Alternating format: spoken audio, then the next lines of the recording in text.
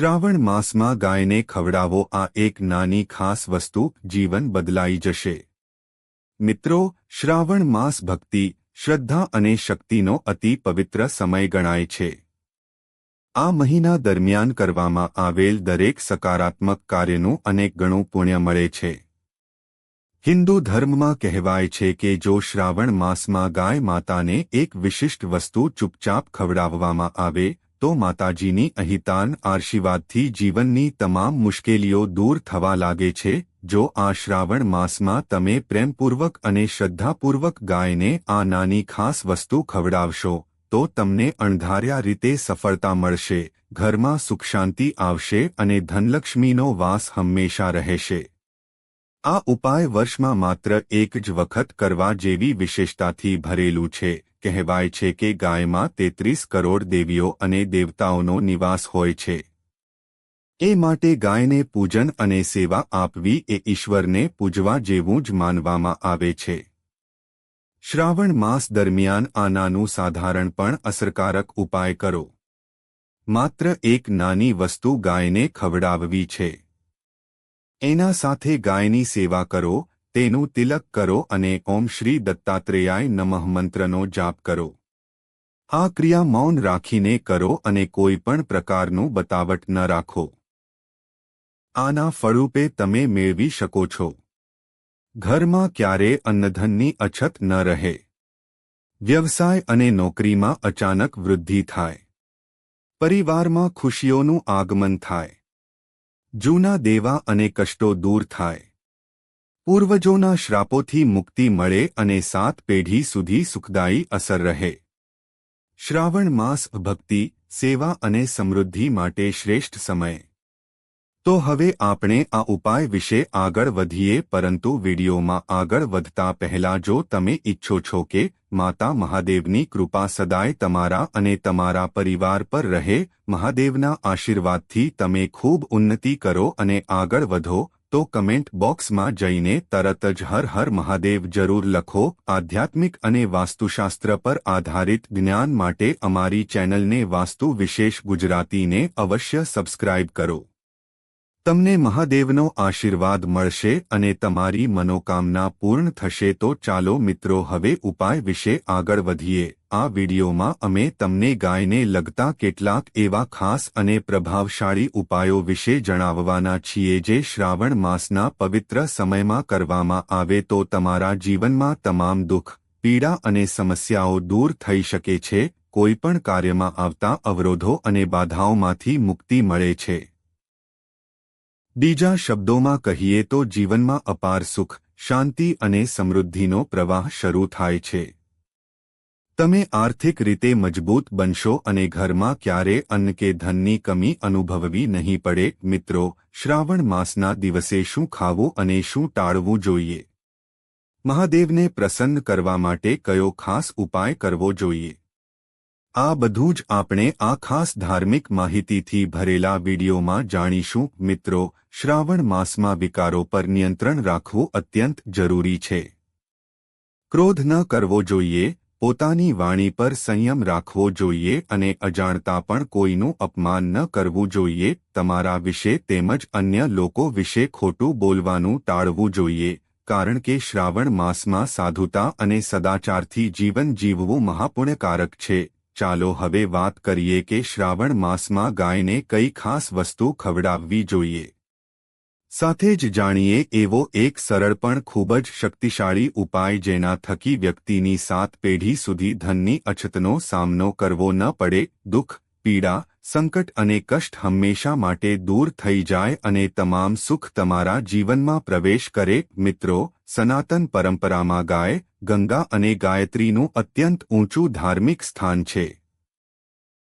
માતા ગાયના શરીરમાં 33 કરોડ દેવી દેવતાઓનો નિવાસ માનવામાં આવે છે।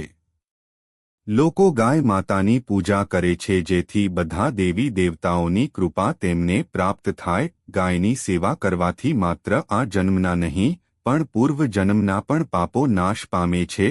ગાયના આશીર્વાદ મેળવવા માટે અઠવાડિયામાં કે મહિનામાં ઓછામાં ઓછું એકવાર ગૌશાળાની મુલાકાત લેવી જોઈએ અને ગાયને લીલો ચારો કે ગુડલોટ વગેરે ખવડાવવું જોઈએ। મિત્રો, ગાયની સેવા કરવાથી ન માત્ર આધ્યાત્મિક લાભ મળે છે, પણ શાસ્ત્રોમાં એવું પણ કહેવાયું છે કે ગાયની પૂજા અને સેવા દ્વારા નવગ્રહ શાંત થાય છે અને જુદા જુદા ગ્રહદોષો દૂર થઈ શકે છે.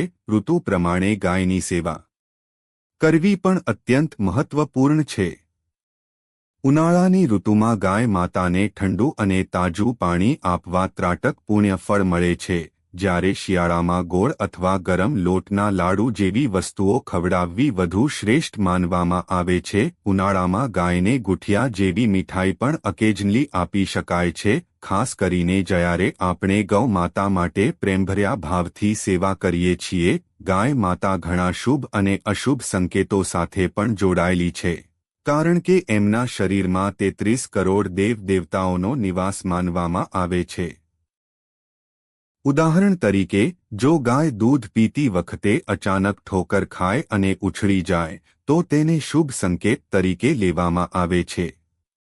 જો તમે યાત્રા પર જઈ રહ્યા હો અને રસ્તામાં ગાયને તેના વાછરડા સાથે ચાટતા જુઓ, તો એવું માનવામાં આવે છે કે યાત્રા સફળ થશે અને તમારું લક્ષ્ય સિદ્ધિ પામશે. દિવસ દરમિયાન ડાબી બાજુથી ગાયનો અવાજ સાંભળવો પણ શુભ માનવામાં આવે છે.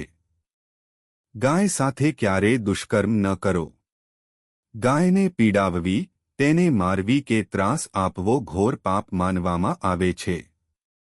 શાસ્ત્રોમાં સ્પષ્ટ કહેવામાં આવ્યું છે કે ગાયને ક્યારેય પણ હાનિ ન પહોંચાડી શકાય. દુઃખની વાત એ છે કે આપણા સમાજમાં ઘણા લોકો ત્યારે જ ગાયની કાળજી લે છે જ્યારે તે દૂધ આપે છે. પછી જ્યારે તે દૂધ આપવાનું બંધ કરે છે, ત્યારે તેને રસ્તાઓ પર છોડી દેવામાં આવે છે, જ્યાં તેને ભૂખે તરસે ફરવું પડે છે, વાહનોની અડફેટે આવવી પડે છે અને ક્યારેક તો અનાથ અવસ્થામાં મૃત્યુ પામે છે. કેટલાક અશિક્ષિત લોકો ગાયને લાકડી વડે મારતા હોય છે, પાણી ફેંકે છે અથવા દુર્વ્યવહાર કરે છે. એ સ્વયં ભોગવેલા પાપના ભાગીદાર બની જાય છે. જો તમે ઈચ્છો છો કે માતા મહાદેવની કૃપા સતત તમારા અને તમારા પરિવાર પર વરસતી રહે, તો નીચે કમેન્ટમાં હર હર મહાદેવ જરૂર લખો અને વિડીયોને લાઇક કરવાનું ભૂલતા નહીં. શાસ્ત્રો કહે છે, ગાય જ્યાં બેસે છે ત્યાંની નકારાત્મક ઉર્જા દૂર થઈ જાય છે. જે લોકો ગાયના બેસવાની જગ્યા નિયમિત રીતે સ્વચ્છ રાખે છે, તેઓ પણ પોતાના અજાણ્યા પાપોથી મુક્તિ મેળવી શકે છે. શાસ્ત્રોમાં ગાયનું સ્થાન માત્ર પવિત્ર જ નહીં, પણ કલ્યાણકારી પણ માનવામાં આવ્યું છે. ભગવાનના અંશમાંથી જન્મેલો નંદી એકમાત્ર ગાયવંશનો પ્ર છે જેને ભગવાન શંકર અને માતા પાર્વતી પોતે સવારી તરીકે અપનાવે છે. નંદી પોતાના ઈચ્છાથી મહાદેવને પીઠ પર લઈને ફરતો હતો. શાસ્ત્રોમાં ગાયના દાનને પણ ખૂબ મહત્વ આપવામાં આવ્યું છે. જો કે વૃદ્ધ કે બીમાર ગાયનું દાન કરવું અનુકૂળ માનવામાં આવતું નથી. ઉપનિષદમાં નચિકેતાની કથા પણ ગાયના દાન સાથે સંકળાયેલી છે. જે વ્યક્તિ ગાય તથા તેના વાહડાનું દાન કરે છે, તે અઢળક પુણ્ય કમાય છે અને તેને સ્વર્ગમાં સ્થાન પ્રાપ્ત થાય છે. ગ્રહ દોષ અને પિતૃદોષ વિશે પણ ખાસ ઉલ્લેખ મળે છે. જ્યારે રાહુ સાથે સૂર્ય, ચંદ્ર, મંગળ કે શુક્રનું સંયોગ બને છે ત્યારે પિતૃદોષ જન્મે છે. ખાસ કરીને જ્યારે સૂર્ય શનિ, રાહુ કે કેતુ સાથે સંયોગ કરે અથવા મંગળ રાહુ કે કેતુ સાથે હોય ત્યારે જીવન સંઘર્ષમય બની જાય છે. આ દોષોને દૂર કરવા માટે શ્રાવણ માસમાં ગાયને રોટલી, ગૂળ અને લીલો ચારો ખવડાવવો અત્યંત લાભદાયક ઉપાય છે. જો દરરોજ શક્ય ન હોય, તો ખાસ કરીને શ્રાવણ માસના પવિત્ર દિવસોમાં, જેમ કે સોમવાર કે અમાવસ્યા પૌર્ણિમાના દિવસે આ ઉપાય કરવો જોઈએ. જે ઘરમાં ગાય હોય છે ત્યાં આપમેળે વાસ્તુદોષ નાશ પામે છે. ગાય માત્ર પવિત્રતા નથી લાવતી, પણ ઘરમાં સુખ, શાંતિ અને સમૃદ્ધિનો પ્રવાહ શરૂ કરે છે. રોટલી વિશે વિશેષ સૂચન: તમે ગાય માટે રોજ તાજી રોટલી બનાવો.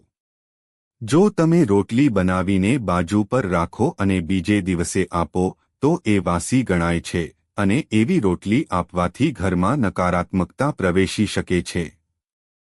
એટલા માટે કદી પણ ગાયને વાસી રોટલી ન આપો. હવે આપણે વાત કરીએ કે શ્રાવણ માસમાં ગાય માતાને શું ખવડાવવું જોઈએ જેથી મહાપુણ્યની પ્રાપ્તિ થાય. ઘઉંના લોટમાં ગુડ અને ઘી મિક્સ કરીને બનાવેલી ગોળીઓ, લીલો ચારો અને તાજું પાણી, રોટલી ઉપર થોડી ખાંડ અથવા ઘી લગાવીને. મિત્રો, આ ઉપાયમાં આગળ વધતા પહેલા જો તમે ઈચ્છો છો કે મહાદેવની કૃપા સદાય તમારા અને તમારા પરિવાર પર રહે અને તેમની કૃપાથી તમારું જીવન સમૃદ્ધિથી ભરાઈ જાય, તો કમેન્ટ બોક્સમાં તરત હર હર મહાદેવ જરૂર લખો. અને જો હજી સુધી તમે આ પાવન માહિતીભર્યો વિડિયો લાઇક કર્યો નથી, તો હવે તરત કરી દો અને ચેનલને સબસ્ક્રાઇબ પણ જરૂરથી કરો, જેથી આવી જ વધુ શ્રદ્ધાભરેલી માહિતી તમને મળે. શ્રાવણ માસના શુભ દિવસે એક પાવન ઉપાય કરવો જોઈએ જે જીવનમાં સુખ, શાંતિ અને ધનલક્ષ્મી લાવશે. શ્રાવણ માસના દિવસે લોટના 11 નાનકડા બોલ બનાવી તેમના પર હળદર લગાવો અને ગાય માતાને પ્રેમથી ખવડાવો. ત્યારબાદ ગાયના માથા પર હળવેથી હાથ ફેરવો. એ દિવસના શુભ સમયમાં જો તમે ગાયની આસપાસ 7 વાર પ્રદક્ષિણા કરો તો તમારા બધા કાર્ય માર્ગભૂત બની શકે છે. મિત્રો, જ્યારે પણ તમે ગાયને રોટલી ખવડાવો છો ત્યારે તેના પર હળદર લગાવવી કે થોડો ગુડ અથવા ઘી જરૂરથી લગાવવું. જો ગુડ ઉપલબ્ધ ન હોય તો ઘીનું મીઠું છંટકાવ પણ કરી શકો છો. સૂકી રોટલી કે વાસી રોટલી ક્યારેય ન આપવી જોઈએ. થોડુંક પણ એફર્ટ આપશો તો એ જ રોટલી પુણ્યમય બની શકે છે. બસ રોટલી પર થોડું હળદર કે ગુડ રાખો અને પ્રેમથી ગાયને ખવડાવો. આટલાથી જીવનના દુઃખ અને પીડાઓ દૂર થઈ શકે છે. હવે વાત કરીએ એક ખાસ તાંત્રિક અને શક્તિશાળી ઉપાયની.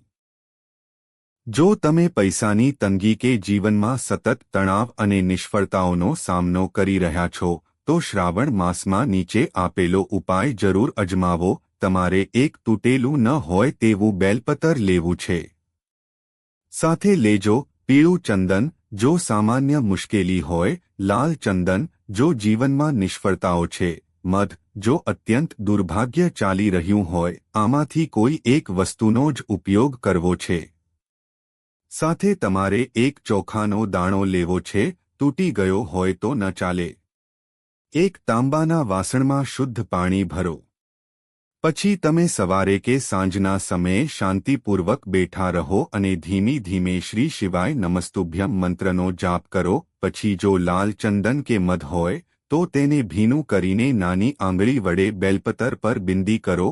જો પીળું ચંદન છે તો પણ એ જ રીત અપનાવો. બિંદી થોડી મોટી કરો જેથી ચોખાનો દાણો સારી રીતે ચોંટે. હવે બેલપત્રને જમણા હાથમાં લો અને શિવલિંગ પાસે જઈને પત્ર શિવલિંગ પર અર્પણ કરો.